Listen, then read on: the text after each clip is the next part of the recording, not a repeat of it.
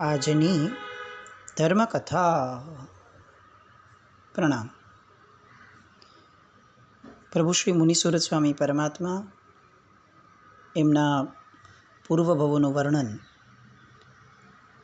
એમાં શ્રીવર્મ નામનો એમનો એ પૂર્વથી ત્રીજો ભવ, અને એ ભવની અંદરમાં અનાયાસે વિદ્યાભ્યાસ માટેની કેટલીક વાતો, એનું આપણે સંસ્મરણ સત્સંગ લગભગ છેલ્લા 2-3 દિવસથી કરી રહ્યા છીએ. ગઈકાલ સુધી આપણે જોયું કે નિશાળે મૂકવા માટેની વય થઈ 8 વર્ષ. એટલે હવે આપણે ત્યાં જે પરંપરા છે એ પરંપરાપૂર્વક એ બાળકને નિશાળ ગમન માટે શુભ મુહૂર્ત જોઈ અને મોકલવાનું નક્કી થયું. આપણે ઘણી બધી વાર આવું બોલીએ છીએ કે આવતા ભવની અંદરમાં મહાવિદ્ય ક્ષેત્રમાં જવું છે, સિમંદર સ્વામી ભગવાન આગળ દીક્ષા લેવી છે. ત્યારે આપણે અનેક વાર આવું બોલ્યા છે કે 8 વર્ષની વય થતામાં સંયમ લેવું સ્વામી કને. આપણી જ્યારે 8 વર્ષની ઉંમર થશે ત્યારે આપણે સિમંદર સ્વામી ભગવાન આગળ દીક્ષા લઈશું. આપણને કેટલી વાર આવો પ્રશ્ન થયો કે એવું કેમ, 8 જ વર્ષની ઉંમર થતાં કેમ? અને આ તો વિદ્યાભ્યાસ માટેની વાત નથી. આ તો એક કલ્પના છે કે મારે ભવાંતરની અંદરમાં પરમાત્મા પાસે જન્મ લઈ દીક્ષા લઈ અને મોક્ષે વહી જવું છે. આ તો કલ્પના જ છે. હવે કલ્પનામાં તો કેમ રેશનિંગ કરવાનું કે 8 વર્ષ? કેમ એમ ન કહીએ કે ભાઈ જન્મતા વેત મને ધર્મ મળે છે તો હું 3-4 વર્ષની ઉંમર થશે, હાલતો ચાલતો થઈશ એટલે હું દીક્ષા લઈ લઈશ. 8 જ વર્ષ કેમ? આપણે ત્યાં બહુ જ બધી વસ્તુઓના છે ને લોજિક્સ છે. પ્રોબ્લેમ એ છે કે આપણે લોજિકને સાવ કોરાણે મૂકી અને ફક્ત એ લોજિક સુધી પહોંચવા માટેની જે ક્રિયા હતી એ ક્રિયાઓને સાધ્ય બનાવી દીધું. જે માત્ર સાધન હતું એ સાધ્ય બની ગયું. એના કારણે શું થયું કે ઓલા જે લક્ષ્યો હતા એ બધાની સાથે આપણને કોઈ સ્નાન સૂતકનો સંબંધ જ ન રહ્યો. 8 વર્ષની ઉંમર થતામાં સંયમ લેવું સ્વામી કને આ શબ્દ એટલા માટે લખાતો હતો કારણ કે શાસ્ત્રોક્ત રીતે પણ બાળકની ઉંમર જ્યારે 8 વર્ષની નથી થતી ત્યાં સુધી એ બાળકને કોઈ પણ પ્રકારે એના નોર્મલ સ્વભાવથી, એની નોર્મલ ઈચ્છાથી વિપરીતપણે એને અભ્યાસ માટે એને વાળવો એ આપણે ત્યાં ઉચિત નથી ગણ્યું. સંયમ એ અભ્યાસ માટેનું જ એક શ્રેષ્ઠતમ સાધન છે અને અભ્યાસ 8 વર્ષની ઉંમર પહેલાં કરવાની આપણે ત્યાં સ્પષ્ટ ના છે. એટલે સંયમને પણ 8 વર્ષ પછી મૂક્યું. કેટલાક અપવાદિક કેસ છે કે જેની અંદરમાં 8 વર્ષ પહેલાં પણ દીક્ષાઓ આપી દીધી હોય છે. કારણ કે પ્રોબ્લેમ 8 વર્ષની ઉંમર થાય એટલે દીક્ષાનો નથી, પ્રોબ્લેમ 8 વર્ષ પહેલાં ભણાવવાનો છે. આના દ્વારા ફલિત થાય છે કે શાસ્ત્રોક્ત રીતે પણ 8 વર્ષ પહેલાં બાળકને ભણાવવા માટે આપણે ત્યાં કોઈ પ્રકારે ઉલ્લસિતતા દેખાડી નથી, જેને આપણે સમજવું જોઈતું હતું. આપણને મહાવિદ્યામાં 8 વર્ષ થાય પછી ભણવું છે, પણ અત્યારે અહીંયા ભરત ક્ષેત્રમાં છીએ તો 1.5 વર્ષે સ્કૂલમાં મૂકી દેવો છે. અને આ બહુની અંદરમાં જે 1.5-2 વર્ષની અંદરમાં સ્કૂલમાં મૂકી દે છે પોતાના બાળકને કે પોતાના પોતરાઓને, એ કયા ભાવપૂર્વક કે કયા અધિકારપૂર્વક આવતા ભવે 8 વર્ષે દીક્ષા લેવાની વાત કરશે અને એને મળશે? એ પ્રશ્ન એમણે પણ વિચારવો જોઈએ. આજ્ઞાઓના પાલન એ જો આ ભવમાં નથી થયા તો આવતા ભવોની અંદરમાં એ આજ્ઞાઓનું ફળ આપણને મળશે. એ કલ્પનામાંથી આપણે કેટલાક જાગૃત થઈ અને બહાર આવવું જોઈએ. અહીંયા શ્રીવર્મ કુમાર એમની નિશાળ યાત્રાની શરૂઆત થાય છે. અત્યંત આડંબર અને ઉલ્લાસપૂર્વકની આ યાત્રા છે કારણ કે રાજાનો દીકરો છે. એટલે જ્યારે રાજા ખોળામાં લઈને બેસે છે નિશાળિયાને, ત્યારે 2 બાજુમાં ચામરો ઢળાય છે, મસ્તકે છત્ર ધરવામાં આવે છે, છડીદારો છડી પોકારી રહ્યા છે, આગળ ઢોલને શરણાઈ વાગે છે, મંગળ વાજિંત્રો વાગી રહ્યા છે, પાછળ સામંતો, મંત્રીઓ, રાજપરિવાર આ બધા પોતાના હાથી, ઘોડા એ બધા વાહનો પર સવાર થઈને રાજાજીને અનુસરે છે. આગળ સેવકો હાથની અંદરમાં અલગ અલગ પકવાન, ફળ, મેવા, ઉત્તમ દ્રવ્યોના ઢાંકેલા થાળ આ બધું લઈને ચાલે છે. આ બધાની પાછળ રાણી પુણ્યશ્રી અને અંતેઉર પણ પાછળની પાલખીઓમાં આરૂઢ થઈને આવે છે. નગરજનોને પણ પોતાના બાળ રાજા કેવી રીતે ભણવા જાય છે એનું કુતૂહલ છે. એટલે જ્યાંથી એ યાત્રા પસાર થવાની હતી એ રસ્તા ઉપર નાગરિકો કૌતુક, વિસ્મય અને અહોભાવથી છલકાતી આંખોએ ઊભા રહ્યા. કોક કુંવરને અક્ષતે વધાવે છે તો કુંવરના હાથી સામે કોઈ આવીને ગૌલી કાઢે છે. કોઈ પોતાના જગ્યા પર ઊભા ઊભા જ કુમારના દુખણા લે છે તો કોઈક એની બિરુદાવલી પુકારે છે. આખું નગર જય જયકાર વડે રાજાને વધાવે છે. સ્ત્રીઓ ધવલ મંગલ ગાન કરતી હોય છે. કોઈ એક વિવાહ યાત્રાને પણ ઝાંખી પાડે એવી આ નિશાળ યાત્રા રાજાના ઘરેથી, રાજમહેલથી નીકળી અને ઉપાધ્યાયના ઘર આંગણા સુધી પહોંચી રહી છે. આપણે ત્યાં સામાન્યપણે પણ આવું આવે છે કે જ્યારે બાળકને પહેલીવાર નિશાળે મૂકવાનું હોય એ સમયે એક બગીની અંદરમાં જે પુસ્તકો દ્વારા બાળકને અધ્યયન કરાવવાનું છે એ પુસ્તકોની શોભાયાત્રા કઢાવવી જોઈએ. મુહૂર્ત જોઈને શ્વેત વસ્ત્રો ધારણ કરવા જોઈએ અને એ શોભાયાત્રાને લોકો વધાવે એ રીતે સ્વજનો, સંબંધીઓ આ બધાને એ રીતે માહિતગાર કરવા જોઈએ. આ બધાનું કારણ શું? એક ઉર્જા ઊભી કરવાનું. આપણું આખું શાસન છે ને, આખો મોક્ષ માર્ગ એની ઉર્જાઓ સાથે બહુ લાગે વળગે છે. આપણા વિચારોની તાત્કાલિક અસર વાયુમંડળ પર થતી હોય છે. આખું હિલિંગ નામનું જે તંત્ર અત્યારે નીકળ્યું છે ઓલ્ટરનેટ મેડિસિન્સનું, એ આખું તંત્ર આ વિજ્ઞાનને આધારે છે. તમે જે વિચારો કરો છો એની અસર તમારા પર અને વાયુમંડળ ઉપર પણ થાય છે. વિજ્ઞાન આવા અનેક પ્રયોગો કરીને બતાવે છે કે આપણા વિચારોની અસર ઝાડપાન ઉપર પણ થતી હોય તો નેગેટિવ વિચારનારા માણસ એને માંદગી આવે એવી અસરો પણ, પ્રયોગો પણ વિજ્ઞાને સાબિત કર્યા છે. આપણને પરમાત્માની આજ્ઞા ઉપર સામાન્યપણે ભરોસો ન બેસતો હોય એવું બની શકે, કારણ કે એ અગોચર છે, આપણી દૃષ્ટિથી ઓજલ છે. પણ વિજ્ઞાન કેટલાક સાધનો વડે અગર એ વસ્તુને કરી દે છે તો અગર આપણે એ કક્ષાએ પણ છીએ કે આપણને પરમાત્મા ઉપર શ્રદ્ધા નથી કારણ કે અગોચર છે, તો છેવટે જે દેખાય છે એવા પ્રયોગોના કારણે પણ અંતે પરમાત્માની વાત પર શ્રદ્ધા કરવી જોઈએ. અને પરમાત્માની વાત એ આવી ઉર્જાઓને હંમેશા શ્રેષ્ઠતમ રાખવા માટેની છે. જિનાલયમાં પણ શુભ પ્રસંગોએ ધવલ મંગલ ગીતો ગાવાની વાતો છે, સારા વાજિંત્રો વગાડવાની વાતો છે. કેમ છે આ બધું? વાતાવરણની અસરથી જીવની વિચારધારાઓ બદલાઈ શકે છે. એવી રીતે જ્યારે ભણવા જવું છે ત્યારે એક વાતાવરણ ઊભું થવું જોઈએ કે આ ભણનાર વ્યક્તિનું ભલું થાય, એને વિદ્યા ચડે. અનેક લોકોની આ જે આખી ભાવના છે, શુભ ભાવના, એ શુભ ભાવનાના કારણે એના વિદ્યાભ્યાસની અંદરમાં એના જ્ઞાનાંતરાય કર્મોનો ક્ષયોપશમ એ બહુ સહજ રીતે થઈ શકે છે. વાતાવરણની અસર છે કર્મક્ષયમાં. અને એટલે જ વિદ્યાને વિનયપૂર્વક લેવા માટે આ વિનયનું એક્સપ્રેશન છે કે એક શોભાયાત્રા નીકળે અને શોભાયાત્રા પૂર્વક બાળકને ભણાવવાની અંદરમાં આગળ વધાય. એ શોભાયાત્રા નીકળી ઉપાધ્યાય જય શર્માના ઘરે માટે.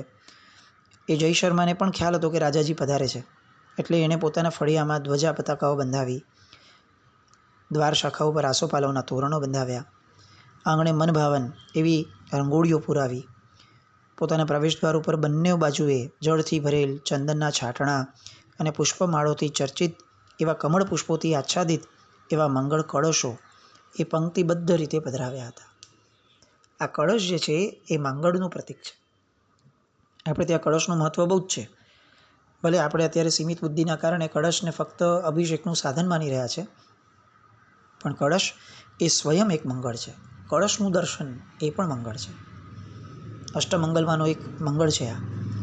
અને એટલે આપણે એવું કહી શકીએ કે જેમ અષ્ટમંગલો એ અનંત કાળ પૂર્વે પણ આ ચિહ્નો દ્વારા તીર્થંકર પરમાત્માઓ અને બીજા શુભ પ્રસંગોની અંદરમાં દેવતાઓ આ આકારો દ્વારા, આ ચિહ્નો દ્વારા આ જગતનું મંગલ કરતા હોય છે. એવી રીતે આજે પણ આ જ મંગળો દ્વારા આપણા જીવનનું મંગળ થાય એ માટે અષ્ટમંગલની મહત્તા હતી, જેને પરમાત્માની સામે આલેખવામાં આવતા હતા. અને પરમાત્માની સામે અક્ષતથી અષ્ટમંગલ આલેખી અને પરમાત્માની દ્રષ્ટિ એની ઉપર પડશે એટલે શ્રી સંઘનું મંગલ થશે, આ જગતનું મંગલ થશે. એ ભાવપૂર્વક આપણે ત્યાં અક્ષત પૂજાઓ થતી હતી. અહીંયા આ બધી સરસ મજાની યાત્રા એ છેક ઉપાધ્યાયના દ્વાર સુધી આવી. રાજાનો હાથી પ્રવેશ્યો એટલે જય શર્માના પત્ની અને સૌભાગ્યવંતી સ્ત્રીઓ એ દ્વાર પર આવીને ઊભા અને એમણે બંનેને 3 વાર ઉજ્જવળ અક્ષતો વડે વધાવ્યા. જય વિજયની આશીષો આપી. ભલે પધાર્યા એના સ્વસ્તિ વચનો ઉચ્ચાર્યા અને બંને હાથ જોડવાપૂર્વક બધાનો સ્વીકાર કર્યો, બધાને સ્વાગત કર્યું અને આખો પરિવાર અંદર પ્રવેશ્યો. આ સ્વસ્તિ વચનો પણ બહુ આવશ્યક છે. ભલે પધાર્યા આ શબ્દ એ કોઈ તોરણની અંદર લખવાની વાત ન હતી. એ બોલી અને એના દ્વારા એક વાયુમંડળની અંદરમાં શુભતાનો સંદેશ આપવાની વાત હતી. વેલકમ એ કોઈ શાસ્ત્રોક્ત શબ્દ નથી. એ ભાષા એવી નથી કે જે ભાષાને ઉર્જા મંડળ સાથે બહુ સીધો સંબંધ હોય, કારણ કે મૂળભૂત ભાષા સંસ્કૃત છે. એટલે સંસ્કૃતમાંથી નીકળેલી પેટા ભાષાઓ એની અસર, એ ભાષા વર્ગણાના પૂતગલોની અસર જેટલી ફાસ્ટ થઈ શકે એટલી ફાસ્ટ નવી શોધાયેલી કોઈ પણ ભાષાની અસર ન થઈ શકે. આપણને ઇંગ્લિશનો વિરોધ છે એના કારણે આ વાત થાય છે એવું નથી. આ લોજિકલ વાત ચાલે છે.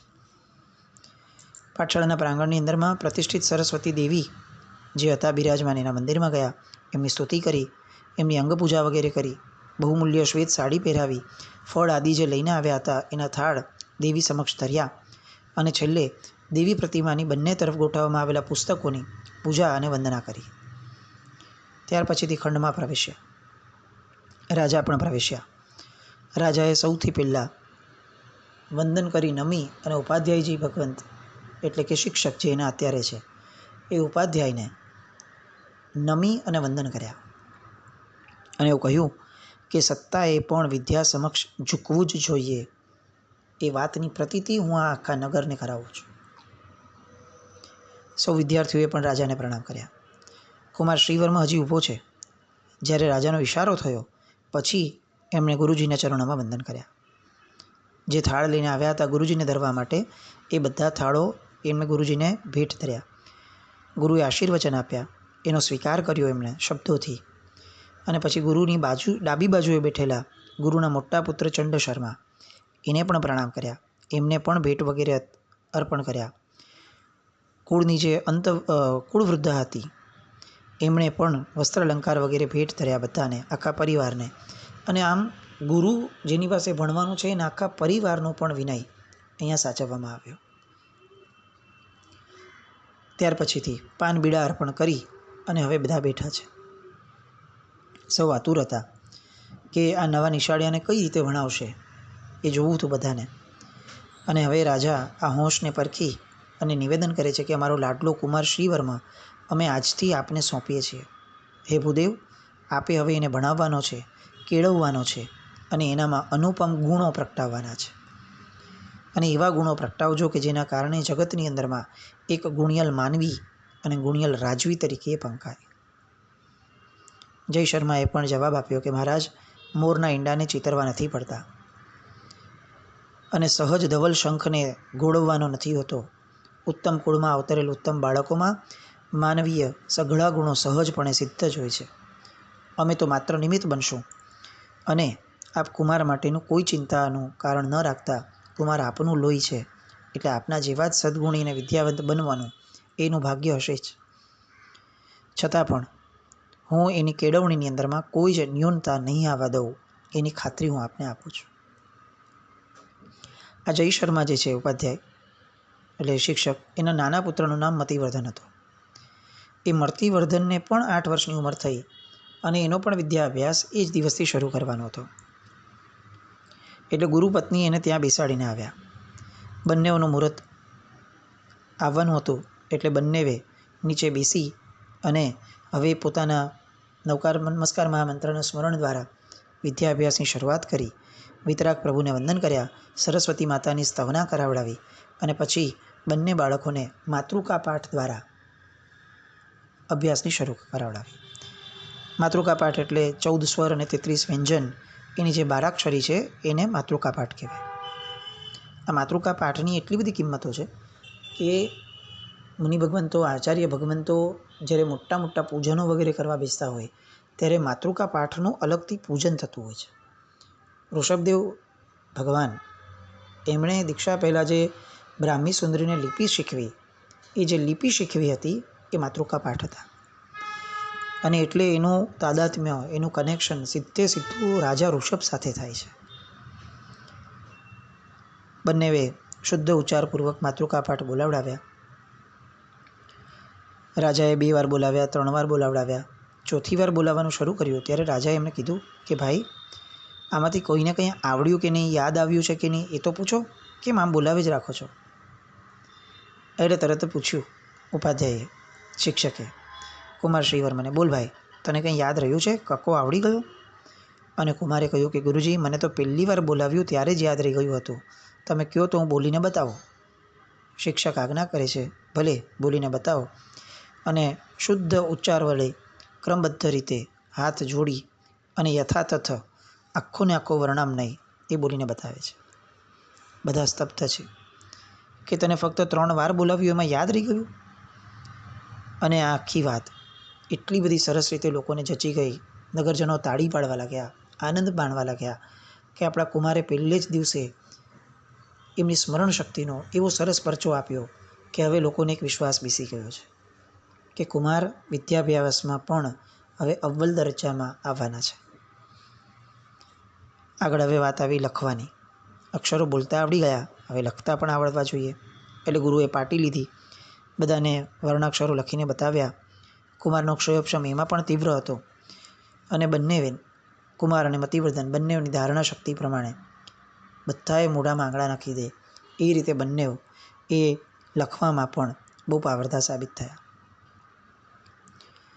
વર્ગખંડની અંદરમાં આશ્ચર્ય મિશ્રિત કલરવ ચાલુ થઈ ગયો હતો કુમારના આ ઓવારણા લેવાનો. અને ઉપાધ્યાયે જાહેર કર્યું, અલ્પારંભ ક્ષેમ કર. જ્યારે આરંભ કરવાનો હોય ત્યારે અલ્પ થવું એ જ એનું ક્ષેમ કરવા માટે છે. શરૂઆતના પહેલા દિવસે અતિશય ન શીખવાડાય. એટલે મંગલાચરણની અંદરમાં આજે જેટલું થયું એને ત્યાં આપણે પૂરું કર્યું. રાજા પણ આ જ અપેક્ષાએ આવ્યા હતા. અને બધા જ ધીરે ધીરે ધીરે કુમારના ઓવારણા લેવાપૂર્વક, કુમારના વખાણ કરવાપૂર્વક પોતાના ઘર તરફ આગળ વધ્યા. હવે આ શિક્ષકના ઘરે કુમાર રહેવાના છે. એટલે તરત શિક્ષકે પૂછ્યું કે બેટા, હવે ભૂખ લાગી છે ને? અને કુમાર કહે છે કે ગુરુજી, આજે તો ભૂખ કોને કહેવાય એ જ મને યાદ નથી આવતું. મને તો એવું જ થાય છે કે બસ તમે બોલ્યા કરો ને હું સાંભળ્યા કરું. કુમારના શબ્દો સાંભળી અને શિક્ષક એનું હૈયું હર્ષથી છલકાયું, ગદગદ થઈ ગયું.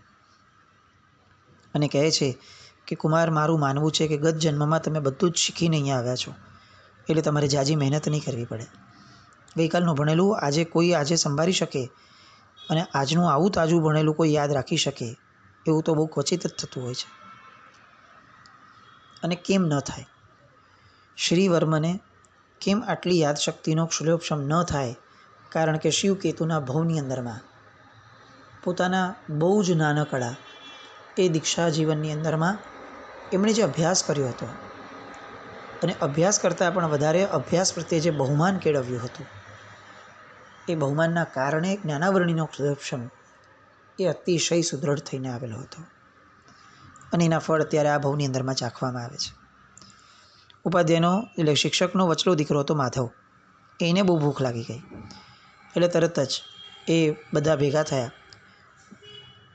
ઉપાધ્યાયના પત્ની, શિક્ષકના પત્ની જે રસોડામાં હતા ત્યાં બધા જમવા માટે ગયા. અને બધા જ જમવા બેસ્યા.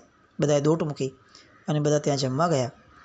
અને ત્યારે આ માધવ જે છે એ પોતાના પિતાને કહે છે કે માતાએ એવું મને કહ્યું કે આ કુમાર માટે આવા સામાન્ય ભોજન આપણે કઈ રીતે બનાવશું? આપણે કંઈક વિશેષ તો બનાવવું જોઈએ ને. તો મને કેટલોક સમય આપો, હું વિશેષ બનાવી લઉં. પહેલો દિવસ છે. કુમારને સાવ એવું ન લાગે કે રાજમહેલના ભોજનમાંથી સીધા સાવ આવા નબળા ભોજનમાં આવી જશું. શિક્ષકને વાત સાચી પણ લાગી. એટલે કેટલોક સમય વિતાવવા માટે એમણે બધાને કીધું કે તમે જમો એ પહેલાં હાલો સરસ્વતીની શેષ લઈ લો અને આ શેષના પ્રભાવથી પણ તમને જ્ઞાન ચડશે, તમને ઘણું બધું આવડશે. એમ કહી સરસ્વતી માતાને જે ચડાવી હતી, ફળ વગેરે જે ચડાવ્યા હતા એમાંની શેષ એ આ બાળકોને આપી. અને આ બાજુ બધા થાળ મંગાવ્યા છે, બધું થયું છે. અને એ પછીથી હવે એ દિવસ એ ભોજન વગેરેમાં પૂર્ણ થાય. બીજા દિવસની સવાર પડે છે. અને એક બહુ મહત્ત્વની વાત, રાજા જ્યારે ગુરુ પાસે આવે છે સામાન્યપણે પૂછવા માટે કે મારો પહેલો દિવસ મારા બાળકનો કેવો રહ્યો, ત્યારે બધી સામાન્ય વાતો થયા પછીથી હવે આ જય શર્મા એ રાજાને એક વાત કરે છે કે રાજન, વિદ્યા અભ્યાસ માટે કોઈ પણ બાળકની અંદરમાં કે વ્યક્તિની અંદરમાં 10 ગુણ હોવા જોઈએ. 5 બાહ્ય ગુણ અને 5 અભ્યંતર ગુણ. જો આ 10 ગુણ કેળવી લે વ્યક્તિ તો ચોક્કસપણે એનો જ્ઞાનાવરણીયનો ક્ષયોક્ષમ જે છે એ બહુ ત્વરિત થાય અને એને વિદ્યા જે છે એ બહુ સહેજે ચઢે. એવું નહીં કે એને યાદ રહી જાય, પણ એ વિદ્યા એને અંતસ્થ થાય, એને એ જીવનની અંદરમાં અસર કરનારી થાય, એના હૃદયમાં ઉતરનારી થાય અને એના દ્વારા એના હૃદયમાં ગુણોનો પ્રાદુર્ભાવ થાય.